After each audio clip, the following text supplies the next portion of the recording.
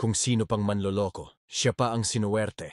H.I. Gracia, hide my identity. Isa ako sa tagahanga at tagasunod mo sa mga social media mo. Kaya naman sa'yo ko gusto i-share ang aking karanasan sa ex kong manloloko. Mo siya sa pangalan na Raj. Si Raj yung babaeng masasabi mo for keeps. As in hindi mo makikitaan ang arte o landi sa katawan. Kaya ganun na lang siya kagusto ng pamilya ko. Pero kung anong tahimik at hindi makabasag pinggan pala ng isang tao siyang lalim ng ugali na meron to tinatago. Sa 4 years namin meron pala siyang sugar daddy. Kaya pala pag gusto ko bumimbang sa kanya, ayaw niya o di kaya yung rason niya may duty pa siya. Work from home si Raj. Nagkikita lang kami tuwing off niya ng Saturday.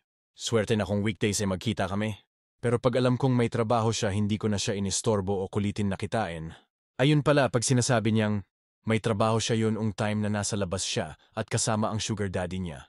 Ang alam ko kasi pag oras ng trabaho niya, bawal siya istorbohin o tawagan. Pinsan ko na nagtatrabaho sa isang kilala na hotel sa Makati. Ang mismo nakakita sa kanya, nung una hindi ako makapaniwala.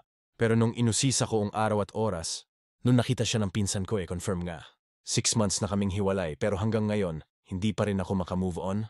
Samantalang siya natuloy pa ang pinapangarap niyang New Zealand trip. Samantalang ako dahil sa pagka-depress.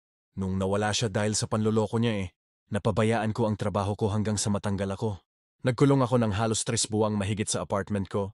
Gumawa din ako ng multiple accounts sa Facebook para lang i-stalk siya at i-add siya para lang makita kung ano ang update sa kanya. Ang hirap. Siya masayang masaya. Ako halos hindi ko na makilala ang sarili ko. Maski yung pamilya ko ay hindi ko na kinausap dahil para sa akin nung panahon na, yun ay hindi naman nila ako matutulungan at makausap ka or maibalik ka. Nasubukan kong kumuha ng babaeng bayaran para lang maparausan. Nagsayang lang ako ng pera, hindi ako nang satisfied. Sana dumating yung araw na makawala na ako, matanggap ko nang wala ka. Kahit alam kong ikaw ang may kasalanan, pero sarili ko pa rin ang sinisisi ko sa lahat.